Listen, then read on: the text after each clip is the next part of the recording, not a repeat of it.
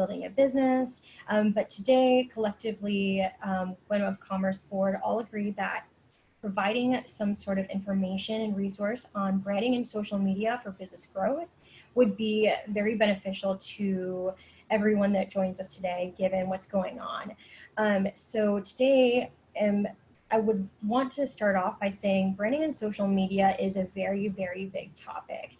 I have about 20 slides here, but I think if I could continue talking about it, I could. You can ask a social media professional or branding professional. They could probably talk about it for hours. But what we've done today is kind of solidify a cohesive presentation to kind of bring you more of the vital points that I think has been beneficial in building businesses and also nonprofit. So if you have any questions, feel free to leave it in the chat box and we'll address it at the end of the presentation. If you have any questions that are pertinent and want to bring it up, I'll let Melissa and Elke kind of make that decision if they want to halt the presentation. All right, so I have broken down this presentation in 3 parts. We're going to talk about branding first, then we're going to proceed about social media, and then we're going to talk about both of them together in our current environment and world. For me personally, I like to talk about really the definition of branding because I think there's a lot of confusion and maybe there's not a lot of clarity. So I've kind of broken it down into what exactly Google defines it as. And if you look at this slide, basically Google defines it as a brand is a type of product manufactured by a particular company under a particular name. They've also indicated that it can be a means of promotion of a particular product or company by means of advertising and distinctive design. So what does that really mean? Well, for me personally, I like to talk about it as a collective association of a company with their service and product, because the Google definitions kind of really just focus a lot about product, but not necessarily a service. And branding can be very, very effective, especially for a service company. I also like to talk and point out about how there's emotional connection a consumer and client has to the identity of the company. So overall, that is what I like to kind of tell clients when it comes to branding. So ultimately, what I like to try to do is provide screenshots of each platform and how to utilize that. However, given the time constraint, I've basically kind of consolidated a little bit more of what you can do for in general, instead of just focusing on a particular platform. Because a lot of the things that I'll be talking about can be versatile for any type of social media platform. But I wanted to just talk about that brand awareness doesn't happen overnight. So if you're struggling with branding and developing a brand, or say for example, you don't have a brand, starting today is what actually matters. It's important to understand that building a brand takes time because people need to trust and people need to believe in it. So whether or not you don't have that brand right now, or maybe you're trying to revamp or redesign your whole branding structure, what's important is that you're taking a step now. So what does it mean? What do you need to do to build a brand? So ultimately, what I always recommend is to follow 5 brands that you know, trust, and love. Because essentially what I need you to do is take out a piece of paper or open up a Google Doc and write down 5 things you like about that brand and why you like about that, what you like about them, how it makes you feel, why do you like that brand. It could be maybe there's a pizza shop that you really adore because that is something you grew up with. Maybe there is a clothing shop that you prefer going to because of its aesthetic and it matches your aesthetic. Maybe there is a dog walking company that you really enjoy because you know they're in the community and you know that they are they care about what they do. So think about exactly why you like these different companies and write it down on a piece of paper to kind of figure out and identify what traits you see that is common amongst all these 5 brands and note it to yourself. The next thing I always recommend is creating a business inspiration and vision board. And there are 2 ways to do this. There's a free way and there's one that's a little bit that does cost a little bit of money depending upon how invested you want to be in it. But essentially, the free version is opening up a Pinterest account. So if you do not know what Pinterest is, it is essentially a social media application that is kind of like an online version of what your vision board would look like. So you can create a board and search different things that you like and keep it onto that board. This is the free version, and the version that I recommend because it's a lot easier for you to keep all your ideas into one board and develop different types of boards as well.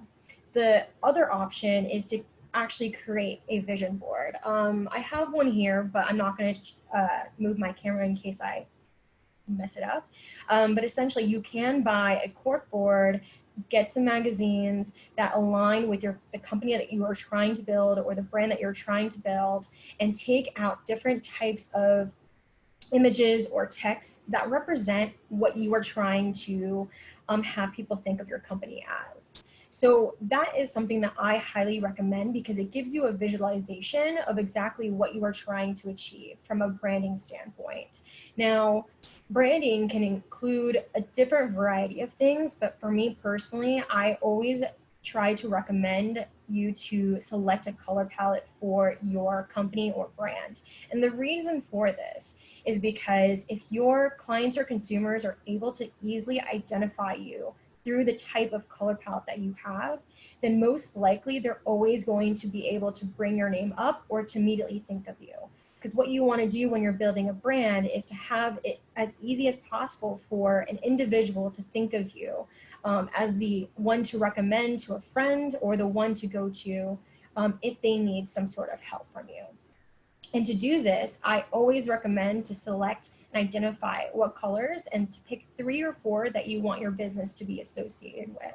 And to stick with these colors because these colors are what's going to be a defining factor. If you think of Coca-Cola, you think of red. If you think of Nike, you think of white and black and the check mark. If you think of different variety of companies, they do have a set color palette that they're going to stick with because it's going to allow people to further identify those colors with that company. And why I always recommend Pinterest is not because it's just free, but it's also an easier tool to develop a color palette. If you search and Google color palette on Pinterest, you'll see a series of color palettes that will be available to you for you to pin onto your board. So not only are you given this free resource, but it's also saving you time to do so. Does anyone here have a Pinterest? Awesome, great. That's good. For those that do not have a Pinterest board, I highly recommend using this. It's completely free, and I'm a huge advocate for using as many free resources as you possibly can in order to build your business. All right, so moving forward, creating all of your color palettes and creating a type of theme or aesthetic doesn't just end there. What needs to happen is you need to create a standard content or marketing materials that represent your business. So ultimately, I have 2 screenshots here. The purple-ish type of screenshot is representative of the nonprofit that I run. And this social media platform now has 1,500 followers, and all the work to get to that point has been free. We've never paid a single post to be promoted as an ad. So it was all authentic and organic. And to be completely honest, I think that there is a huge uptick the moment you hit 1,000 followers on Instagram. So if you're trying to achieve that, having a consistency is very, very important when you're building a brand. Because the moment that someone sees a flyer on a social media platform that looks like a circle and it's purple and it has a face on it, people are going to immediately associate that with our nonprofit. Now, the screenshot that I have that's more on the greenish side and has dogs and pets, that is representative of my e-commerce business. And the reason why I have this is to kind of show the distinctive factor between these 2 businesses, right? So one is clearly all about Zoom meetings and formality, and the other one is more fun and lively. So what's important to note the difference in these is how these postings are representative of your business, right? It's going to be different for every single business. And for someone to kind of say that you have to do one direction is not necessarily something I would provide insight to, because I think that every single business is different, right? So if you identify your business as something that is very professional, formal, then you might not want to go with something that has very bright colors and is outside and outdoors. You have to really think about how you want to relay your type of aesthetic and brand. Now, when you're creating standard content, you can see in these two screenshots that it's very consistent and there's similarities in the posts. So for the purple nonprofit one, you can see that there is a clear pattern of flyer, picture of the Zoom meeting, flyer, picture of the Zoom meeting, flyer, picture of the Zoom meeting. So the reason for this type of structure is because people are going to pick up on that type of pattern, so they know what to expect. So if you are someone who maybe is an event coordinator, you might want to do a similar type of structure, because people are going to know when you are going, what you are going to post next, essentially. So anytime that a flyer is posted, they're going to see that the next post is going to be a picture of the attendees. And then the photo after that is going to be a picture of the next meeting. So there's a little bit of anticipation when it comes to building that consistent structure when you're posting on your feed. Now, for the other one, the other screenshot that we have here, it's a little bit not as easily noticeable, but you can see that there is some photos of pets, there's some photos of toys. There is not necessarily a strong structure here, but what you can see is that there are pictures that represent what has been happened in the past. So obviously a person who's going to look at this feed is going to see, oh, okay, I see that there is actual true dogs playing with the toys, so it's not a scam. But there's also toys on here that I know that I am gravitated to, and it has a very similar look to it, a similar aesthetic. And if for someone who's interested in dogs or interested in pet supplies, they might be more gravitated towards this type of feed because it's more bright and lively. So when you're creating your social media content, I highly, highly recommend you try to do it for free. And there are two sources that I actually recommend. One is canva.com and the second one is PicMonkey.com. PicMonkey.com used to be more of a resource for individuals that wanted to edit photos, but they've actually upgraded their resource to be more user-friendly. So I would recommend both of them for creating social media content. And ideally, what you should probably start off with is first identifying your color palette, and then you can pick a type of template that they have offered, and then utilize that template and see if it works well with your audience. Because what you need to understand is your brand has to be looked at as a whole, and your clients or consumers need to understand how that is coming together. Now, you might be thinking, well, social media is something that I'm not necessarily good at, or I'm not necessarily familiar with. Or you maybe don't want to post every single day because you hear people posting 4 or 5 times a day. The way I recommend when it comes to content and posting is, I think what makes more sense is to feel good about what you're posting and to ensure that what you are posting makes sense for your brand. So if you're posting something that, say for example, you're an interior designer, but your aesthetic is very modern, white and clean, there's marble, but then you post something that has a little bit more grass and there's more of a greenery look to it. That's not necessarily going to make sense with your brand if what you are trying to promote is like the more modern look. Hopefully that makes sense. Should I look at the chat? I think I see it going off, but. You're okay. I think a lot of people are sharing information and asking about the availability of the PowerPoint. I can send that over to Melissa afterwards, the entire presentation, so that way you have it. And so just to reiterate, apologies for interrupting. So the resources that I've talked about already is canva.com, picmonkey.com. Both are good for standard content and building your actual content. So the things you see here, they're all on these screenshots, they've all been created on canva.com. However, I've checked PicMonkey and I also recommend that. They are both free. They do have an option to upgrade to premium, but you can just use it for free and it's still just as fine. I see I think what you're talking about is Pinterest. Pinterest.com is a free application that you can use to kind of figure out what your color palette is going to be and how you want to envision your brand. All right. So now we've kind of talked about branding. I want to go into social media given this last slide that we've talked about.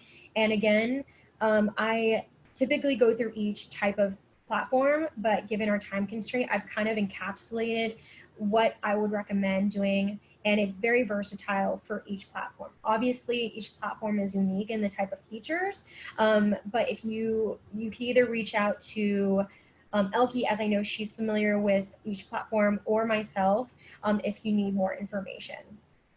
So really what I like to recommend when it comes to social media is, first, I always say get your username for every single social media platform, even if you don't plan on using it, because then you have that consistency of your name being on every single platform. So for example, for my nonprofit, we call it We of Hudson County, and We of Hudson County is the username for LinkedIn, Twitter, Instagram, Facebook, TikTok, every single platform you can think of. And the reason for this is because the moment that you have a different username, it might be a little bit more difficult for someone to find your business. So when you have the same username for every single platform, it's going to be very easy for someone to just Google your business name and immediately see all of your social media platforms. And what I recommend, once you've done all of that, once you've claimed your username and the same username for all of the social media platforms, is to select 3 platforms you want to use. So, and the order of it's going to be in is the first platform that you select should be something that you prefer using on your own personal time. So this is maybe for me, it might be Facebook. I'm on Facebook all the time for my business. And that is what I would consider as my first platform because I'm on there for business and personal use. The second platform should be what you like to use, but maybe not as much. So for that, it might be Twitter. You like to be on it, but maybe you're not checking it every single day. And the third platform is something you like to use, but very, very infrequently. And this could be Instagram. Just as an example, it's something you use, but maybe you check it like once a month. And the reason why I like to focus on 3 platforms is because if you are not someone who's currently on social media can get very, very exhausting. And the reason why I have 3 is because what I like to do in terms of strategy is, why don't you post what you can on the platform you use the most? If you're on it on the most, you might as well just spend a little bit more extra time on that platform that you're already using the most, and then going down that type of strategy. All right, so what I think is also very critical is your social media voice. What needs to happen is you need to identify how you want to communicate to your audience. You might be thinking, what does that mean? Well, essentially, depending upon the type of brand you are trying to build, for most of you here, it might be a very professional type of media voice, right? And what I mean by that, it's very corporate, it's very formal, you don't have any casual feelness to that type of communication you have with your audience. Some people like to be very, very aggressive in their communication style. They like to say, hey, you gotta use this right now. Maybe you've seen that on Facebook. Some people like to take a very chill, casual tone in their media voice where it's like, hey, what's up? And that's what I mean in terms of trying to identify what your voice is. And what needs to happen is you need to figure out what you want to share. So if you are a nonprofit, for example, we of Hudson County, our goal is to share resources and to host events that bring more success to our community. So our goal is to share those events and make sure that people are aware of those events. So that's why you might see that type of structure of doing a flyer, then a picture of the Zoom meeting. But if, say, for example, you are a service company, and say, for example, you are someone who helps with IT, that is going to have a completely different approach to a nonprofit. So you really have to figure out what you are sharing and how you want to share that. And this is where you can go back to your branding, where you've picked 5 brands that you know, love, and trust, and see if there's anything in there that you think that could be a good match for your type of brand that you are trying to build. Now, the last point in terms of social media voice, I think is very, very critical, is that you need to be authentic and you need to be real. And what I mean by that is that oftentimes what's going to happen is that sometimes people can just pick up that you're just trying to post and you're just trying to get something out there. And depending upon who the type of audience you're trying to attract, some people might not like that. Some people actually like it if you are trying to really, really connect and really trying to understand what need is out there for you to fill. So being authentic with how you communicate and being real is very valued right now, especially because engagement is what social media platforms want. They want to see more people commenting, more people saying, hey, I completely feel and understand that. They don't necessarily value likes as much as they used to. A lot of people now can't see likes. What they see is who liked it, but they don't necessarily see the number of likes. And what you can still see is the number of comments and what people have commented. So that is something that you need to try to achieve. And to do so, the easiest way to do so is by being authentic and being real. So what I want to talk about in terms of content is that it's really a trial and error. And what works for one person will not always work for another, despite what other professionals may say. They might give you a strategy and say, this is what you need to do. This is what you have to post every single day. And I'm not trying to say that that might not necessarily work, but if they're giving that social media content or schedule for every single client, then you're going to understand that that might not actually work for your business, because then really what you're doing is you're just taking what someone's already created and then just trying to publish it. But really, again, what goes back to it is you are trying to build engagement with your audience. And if you're just posting to post, then you're not actually trying to engage with your target audience, because what you need is people to comment on your post. So that way when they're commenting, it goes on the explore page for people that are following that person that has commented on your post. So for example, on Facebook, if one of your friends comments on something on a Facebook page or a Facebook group that's public, sometimes you might see that. And that is exactly what you're trying to achieve as a business. You need to try to achieve people in your network or people that follow you to comment on the postings that you have, so that way their circle, their network, people that you're not connected with are also seeing that. And there's always talk about an algorithm and how to be the algorithm. Well, to be completely honest, the algorithm is always changing. And there's no way to actually figure out what the algorithm is, because it's always improving and changing. So the biggest thing here is to focus on authentic, organic growth. I always recommend to clients and say, do not buy an ad yet until you feel like you really can't achieve any type of growth for free.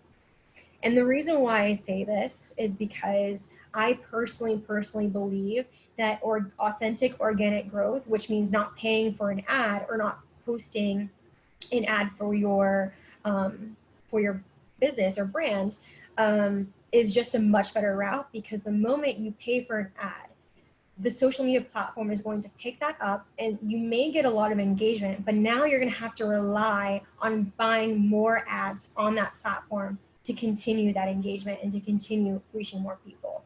Now, this is not to say that if you're a business that's selling a product, I think that that is going to have to eventually be something you go down the road for. This is more for people who are kind of just trying to build a brand, not necessarily trying to sell a product. If you're selling a product, most often not, you are going to have to buy an ad. But for the most part, I still believe that having authentic organic growth and trying to build it that way is going to help you in the long run.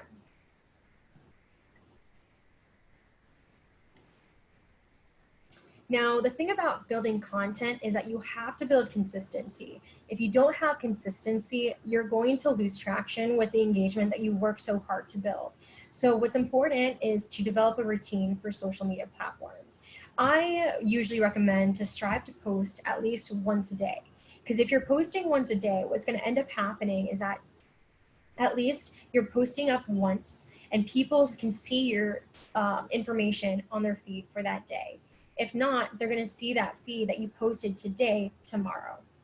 And what's important is to understand that even though you're striving to post once a day on platforms, what's more critical is to understand that the quality of your post is important. So really sleek looking flyers or postings that you're providing on your social media platforms is going to go a longer way than if you're just trying to post a bunch of photos that don't necessarily look good.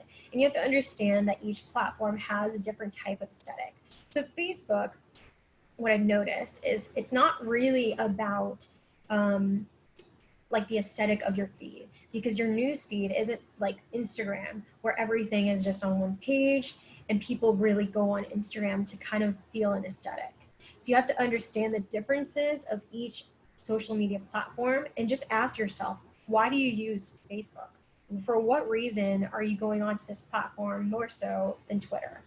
So you kind of have to ask yourself a series of questions that you might not necessarily think of asking before, but to really identify why you use each platform and to understand how you're going to attract more people to look at your postings. Now, say for example, you've done great and you're posting once a day, you're on a really good track. But then maybe there's a week where you're just having a really tough week and you don't feel like posting that week. I would just say don't post. That's totally fine. Don't post that week if you don't feel like posting. But what is going to be better is when you don't post and when you do finally post, to share what's going on. What ends up happening is that the moment you start posting again after a lull, it's not going to get the same effect. You've already lost that traction of engagement, but the moment you come back out of your lull and you post again and you share what's going on, maybe there has been something that you've been dealing with, maybe there's an issue, and you kind of share that with your audience, what's going to happen is you'll see an increase of engagement because maybe there's someone else that's following you that's going through the same thing. Right? So what's going to happen is that people feel that connection. They see that you're a person working on this company or this brand, and they're going to want to engage more with you, which is essentially what you want. You obviously don't want to abuse that, and you don't want to just try to make it up. It should come as authentic, and it should come as being real. But if you are going to have a lull, that's completely fine. Don't be upset about it. Just know that it's important that when you do come back, be transparent with your audience. Because if you're just going to come back and you're just going to share again, it might not have that that same amount of engagement that you were expecting. Now, going back to the pattern that we've developed on content, you need to develop a pattern for yourself as well. And what I mean by this is you need to develop some sort of strategy that's going to allow you to post every single day on these platforms. And maybe that starts off with building a social media content calendar for yourself that you've created, and you know you can speak coherently to that for a week. I know people who create content in advance for an entire year. Now, this is something that a lot of people like to recommend, I personally say, feel free to make a content calendar, but if for some reason one day you choose not to share what is set for that day, you should be able to feel good about changing it and making it relevant to what's going on around you. For example, it might not necessarily make sense to continue with your social media calendar that you created pre-COVID and after COVID happened to continue doing that, right? The environment has changed. So you have to understand that what you're sharing needs to have some sort of relevancy and needs to be authentic and real. You can't just be posting to post. All right, so now we've kind of talked a lot about branding, how to use social media. Now let's talk about both of those together in our current world, especially because of COVID. Now, what I want to focus on in this next section is really about how to move forward and what to do if this does happen again where everything shuts down. Well, so clearly what we've learned is online presence is critical. If you are a business that is in a service-based business, or maybe what you're doing, it requires you to be there in person. Find some sort of way to pivot online and start now.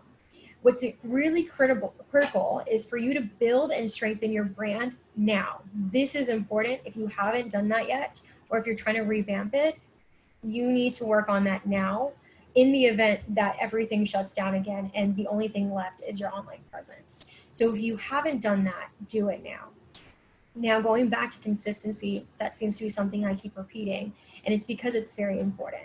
Consistency with your brand and how you present that on social media is very, very key.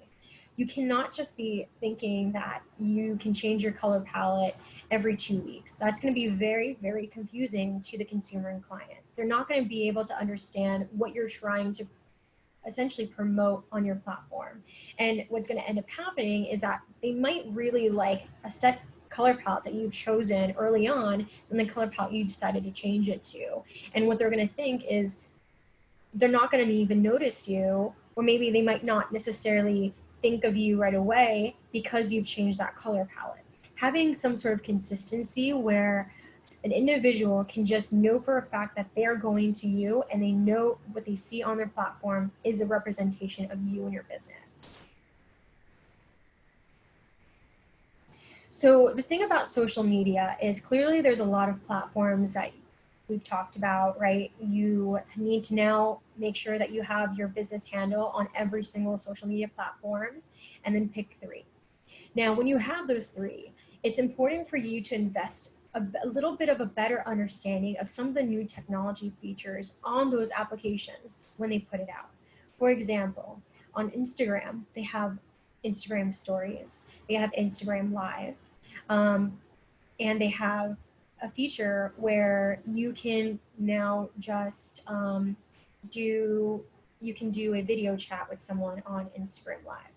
So you have to understand that when these new features come out, this is a great opportunity for you to kind of enter a market where people are going to want to see more of you because it's a new feature that you're using. For example, with Instagram Lives, when you go on Instagram Live, at the top header of Instagram, your name might be pushed to the front of the feed at the top header because you've gone on live. There are some features that Instagram are trying to push out and get more users to use, and if you're one of the beginners or one of the first people to use it, it's going to allow for Instagram to want to push your content, want to push your profile. Now, Facebook has Facebook Live, which is great. It's similar concept.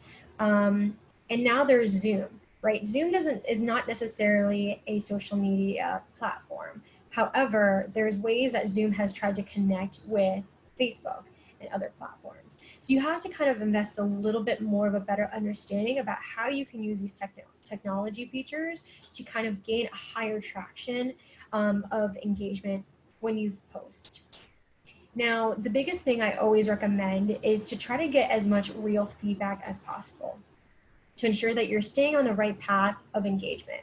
And for this in particular, I highly recommend that if you create a Facebook business page, which I recommend that you all do, to create a Facebook group for that Facebook business page. And the reason for this is because this Facebook group can be essentially a community of either your followers, your supporters, anyone that's interested in learning more about your business. And this is where you can actually use this group of people that can go from 0 to 5,000 people and ask them for real feedback on what they want to see. Because now you've created and built this community that has gained traction, and they're the ones who are invested in supporting your business. Now, when it comes to this, you can ask them by using polls on Facebook to see what they want to see from you. And then just lastly, just know that social media is not easy and it does take up a lot of time. What you'll find is there's a lot of investment of designing and posting and engaging with people, and it does take up a lot of time. So building up that strategy for yourself and building up consistency and pattern will really make it a little bit easier for you to develop yourself as a business. And this last slide, because I know we have a little bit of time left, what I want to just lastly say is you have to, by building up your brand and strengthening it, and by getting all those social media platforms, you are preparing yourself essentially and relying on those platforms in the event that things close down again. And you're prepping yourself by having all these online platforms and saying, okay, well, you know what, I've already developed a brand here, I've already developed a following, I've already developed engagement here. Let's utilize that now, because that's all that's left. That's all that people are using right now. And take advantage of free resources. I know it sounds so easy to just hire someone, but obviously now in our current world, having a budget and every single dollar matters even more than ever. So again, resources like canva.com, PicMonkey.com. If you're trying to edit a photo, I recommend an application called Snapseed. It's a great free application to edit photos, to make it livelier or brighter, or to add text to it. And if you are someone who has to end up paying for an ad, just be strategic in how you're paying for that ad and what you're posting in that ad. ROI is very important. And now lastly, I know I've mentioned this before, it's really important for you to focus on authentic, genuine engagement. So sharing stories, part of your life, sharing your struggles as a business owner, understanding that there's something going on and addressing that. Those are all different types of ways to be authentic and genuine in your engagement. And yes, if you see someone comment, you should most likely comment back, because that back and forth, Facebook or Instagram or Twitter is going to see that and they're going to push it for you for free, right? Engagement is what you need to achieve. Engagement is what is going to allow you, or allow the platform to push your content for free. And I believe that is it for today, with only 6 more minutes remaining. Mm-hmm.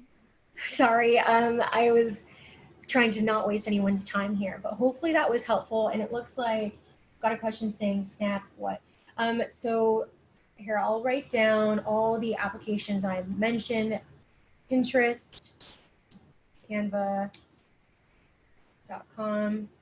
PicMonkey.com, Snapseed. So Pinterest is good if you're trying to build, if you are someone who is trying to revamp your brand, and you're trying to start one, Pinterest is good for that. Canva, PicMonkey.com are good for social media creation. Snapseed is good if you're trying to edit a photo. These are all free, so I highly recommend these resources. Kimberly, that was great. Thank you so very much. Thank you. So sorry for trying to speed up at the end. I just didn't want to waste anyone's time. No, you're fine. Are there any specific questions in the audience? Did this resonate? Was there some valuable information in here? We'd love to hear from you guys. Feel free to unmute and share any comments or thoughts. I had a question, Kimberly. Yeah.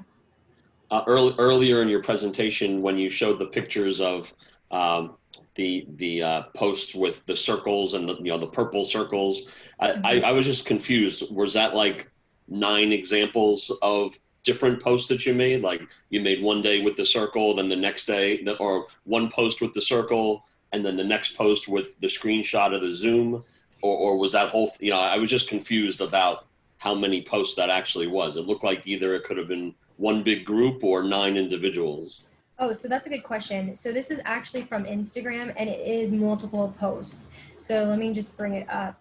There it is. So each square represents a day, a separate day. So on one day, I posted a flyer. The following day after that, I posted a screenshot of the Zoom. And then the day after that, I posted a different flyer. Obviously, it's not like consecutive days, but this is supposed to be a representation of an individual post. So that is correct. It's not just one big post. And these are screenshots of Instagram, because when you pull up the news feed on Instagram, it will show up like this. And the reason why Instagram shows up like that on the news feed or on the profile of the business is because people like to come to Instagram for aesthetic looks. That's kind of what Instagram was for. It was built to kind of make it look nice. You want to create this pretty news feed. That's kind of drifted away now, but people do still like a consistency format. And by having some sort of structure in terms of your pattern that you post really will help.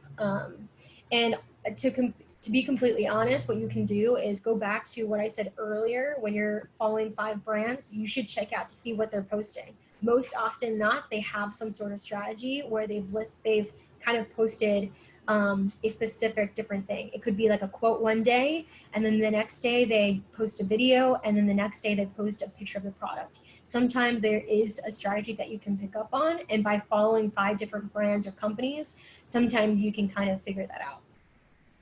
Thank you.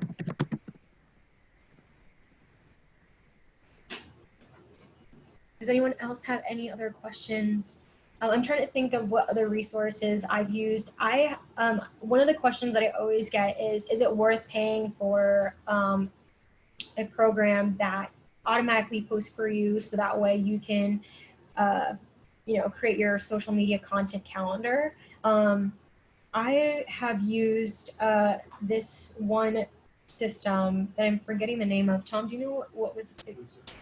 Hootsuite. So Hootsuite is a program that essentially you can schedule posts to post on a specific day.